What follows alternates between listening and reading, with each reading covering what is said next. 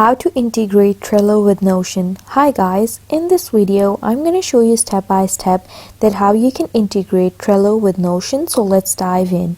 First, you have to open your Trello board, and on your Trello board you simply have to go to the boards option. And once you select the board, now to integrate Trello with your Notion, you simply have to click this power ups option.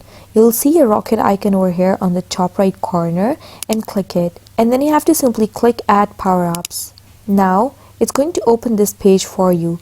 On the power up search page, you have to click Notion, and you have to search for Notion and then click this first option. And once you do so, it's going to open this option, Notion plus Trello two-way sync. You have to click add, and then you have to scroll down a bit and click add again. And once you click add again, it's going to add the power up to your power ups page. Here you can see.